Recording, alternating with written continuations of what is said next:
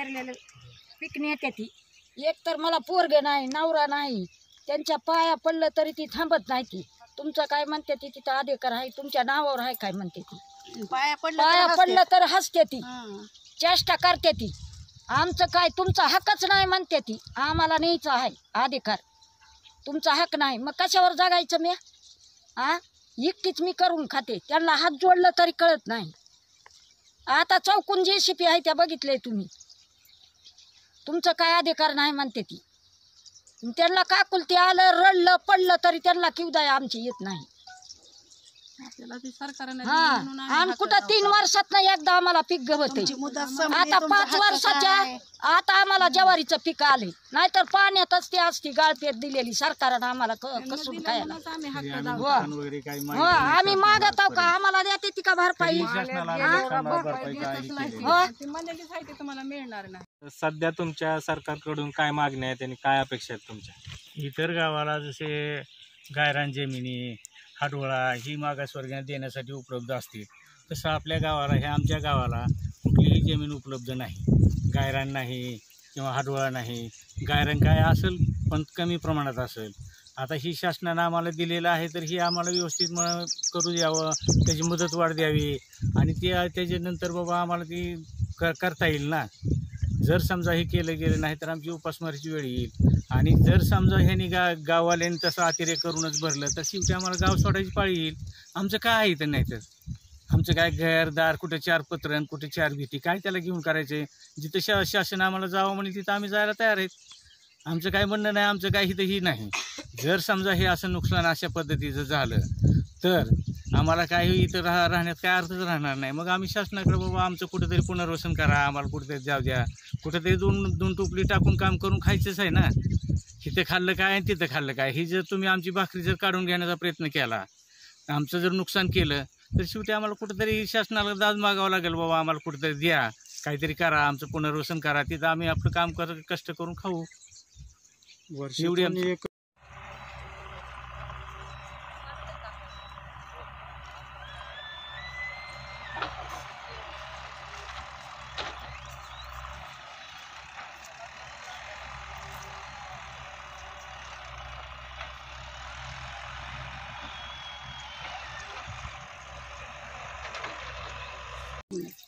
आम्हाला जमिनी नाही. सरकार आमच्याकडे कुठलीच जमीन नाही, खरेदीची कुठलंच आम्हाला का क्षेत्र काहीच नाही. काय की यांच्या रानातली मातीच भरायची. आमचं म्हणणं एवढंच आहे की आमच्या रानामधली माती भरून करू नका. पाण्यात पीक गेलं तर तुम्हाला भरपाई मिळणार नाही. फक्त तुम्ही गुढी गोविंदानं करून खावा अशी.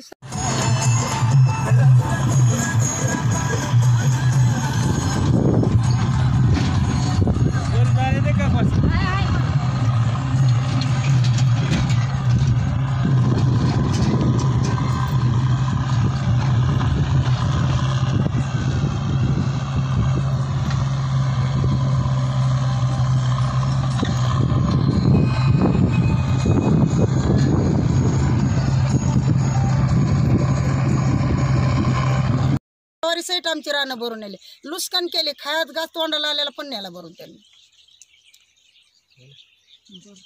बोला ना. आमची भाकर आम्हाला द्यायला, हेच आमचं म्हणणे आहे की माझं ही खाली रान मी पेरलेलं, माझं हरभरा मी आणि जवस मी का काढून नेले. तुम्ही आता जाऊन बघा खडे का इथं फला टाकायचं. रडून आले मी. कोण आपल्या ओळखीची ती माणसं नाही, ते कोणची आहे ती. सध्या आपण जो जमिनीचा कर भरताय खंड, तो कधीपासून भरताय?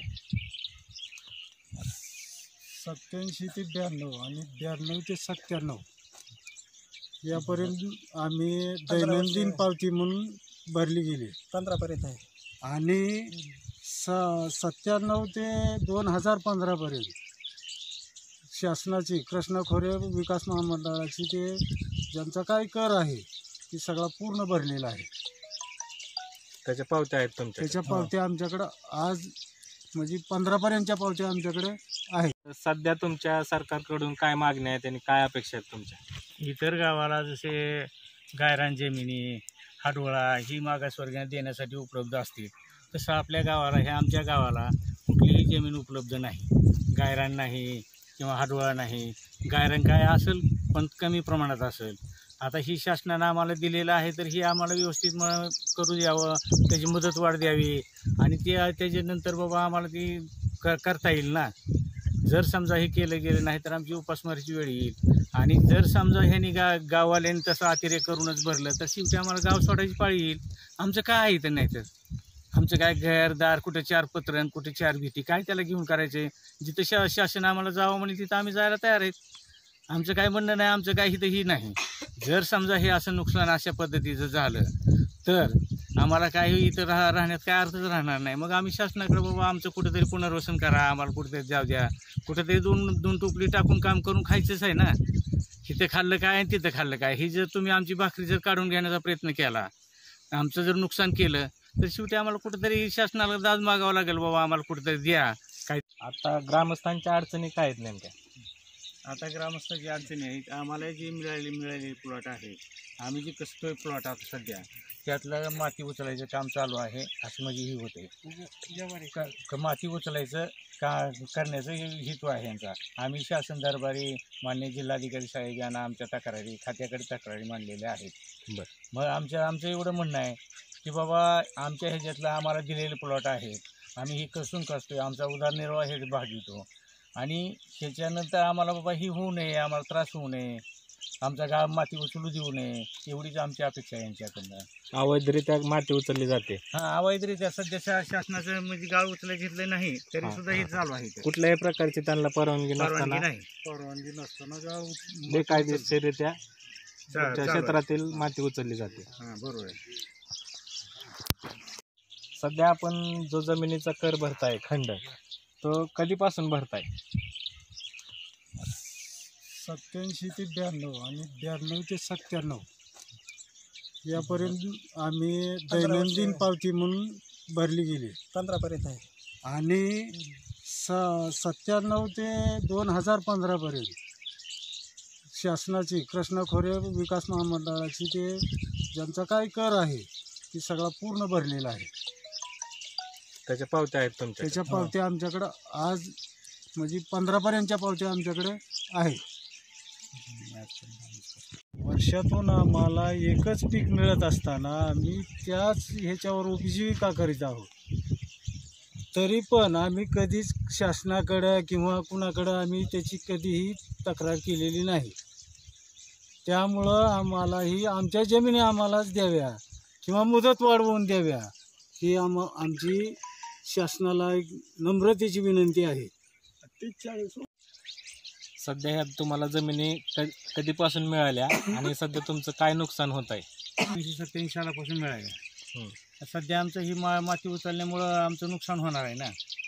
आणि मागील 2-3 दिवसापूर्वी जे व्हिडिओ व्हायरल झाले बार्शी न्यूज आणि भगवंत न्यूज, यावर आमच्यावर खोटे नाटे आरोप करण्यात आलेले आहेत. आमच्या गावामध्ये आजपर्यंत कधीही 18 सुटीचा गुन्हा दाखल झालेला नाही. त्याची तुम्ही चौकशी करावी. विनाकारण आमच्या समाजाला बदनाम करू नये असं आमचं म्हणणं आहे. आजपर्यंत आमचं कधीही कुणाची भांडण झालेलं नाही. कधी कुणाचं काय किरकोळ भांडण झालं तर पोलीस स्टेशनपर्यंत कधी गेलेलं नाही.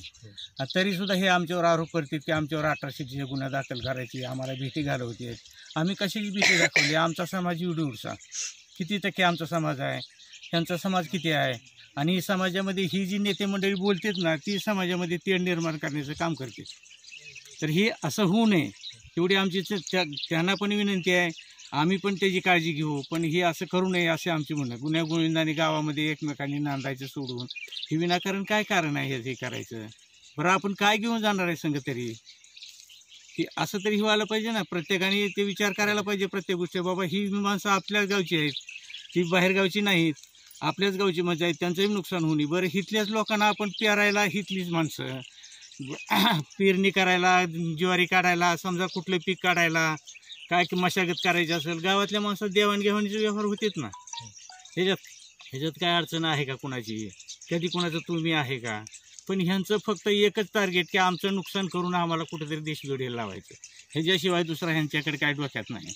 आता गाळ खाली किती पडलेला आहे तिकडं भरायचा नाही, पण ही तशी शेजारी गाळ मध्यंतरी भरायचा का तलावाच्या कडेला भरायचा. जमिनी आम्हाला का तलावाच्या कडेला दिलेल्या आहेत ना. आजपर्यंत जी जमिनी आता ही वही वहिवाट करतो ही कडेलाच आहे, तलावाच्या कडेला आहेत ना. गाळ कुठला पलीकडला उचलायचा सोडून ही मध्यंतरीची आमशीतलंच उचलायचं म्हणजे. कोणत्या प्रकारात तुमचं आता नुकसान होतंय नेमकं शेतात? आता सध्या आम्हाला भीती एवढी आहे की हे आम्हाला गाळ उचलण्याची जी उचलतील, माती उचलतील याची भीती आम्हाला वाटायली. आमचं एवढंच म्हणणं आहे की माती आमच्या शेतामधली उचलू नये. त्यांचं म्हणणं काय ज्वारी काढले की आम्ही मात्या का भरून नेणार, आम्हाला सरकारने दिलेले का आम्ही बसून खातो याच्यातच, आम्हाला दुसरं काहीच नाही, शेती वगैरे काही नाही. त्यांनी बाजूला कुठं भरा, आमचं काही भांडण नाही त्यांच्या संग की आमची माती, पण फक्त त्यांनी पण सहकार्य केलं पाहिजे की जिमनीमधली माती भरू नये आम्हाला सरकारने 2-2 एकर दिलेला आहे, आम्हाला तेवढंच काय आधार आहे. मग एवढंच आमचं म्हणणं आहे की भरू नये आमची, जरी ज्वारी काढली मोकळं झालं तरी भरू नये राहणं. तर आम्हाला राहावी. थांबा पहिले आवाज करू थांबा जरा सर. शेतात बळजुबरी करतात, रानं नाही म्हणतात, ती ज्वारी सहित आमची रानं भरून नेली, लुस्कान केले, खायात घास तोंडाला आलेला पण नेला भरून त्यांनी. बोला ना. आमची भाकर आम्हाला द्यावी जाऊ, हेच आमचं म्हणणं आहे की माझं ही खाली रान मी पेरलेलं, माझं हरभरा बी आणि जवस बी का काढून नेले. तुम्ही आता जाऊन बघा खडे का इथं फला टाकायचं. रडून आले मी, कोण आपल्या ओळखीची ती माणसं नाही ती कोणची आहे ती आमच्याला धक्का लागून देऊन बघा, आमची ह्याच्यावरच पोट आमची आहे ती. परगावची माणसं कोणच आपल्यावर चाल करीत नाही, आपले गाववालेच आमच्यावर चाल करते, ते आमच्यावर अन्याय करतात, बाया माणसाला बघून हे करते ते जास्त. तरी आम्ही त्यांना हात जोडून नम्र विनंती करतो की आम्ही त्यांच्यावर चाल करीत नाही. आम्हाला उतारा मागतात, आम्हाला सरकारने दिलं, आम्ही उतारा कुठला, आम्हाला सरकारने दिलं म्हणून आम्ही करून खातो नाही जिमनी. आम्हाला जिमनी नाही, सरकार आमच्याकडे कुठलीच जमीन नाही, खरेदीची कुठलंच आहे, आम्हाला का क्षेत्र काहीच नाही. पण म्हणजे नोंदच नाही ना त्याची. काय की ह्यांच्या रानातली मातीच भरायची, आमचं म्हणणं एवढंच आहे की आमच्या रानामधली माती भरून कुणाशी करू नका. पाण्यात पीक गेलं तर तुम्हाला भरपाई मिळणार नाही, फक्त तुम्ही गुढी बुंदानं करून खावा, अशी सर्कल आणि तलाठी त्या टायमाला आमच्यात एकच बोललेलं हवं.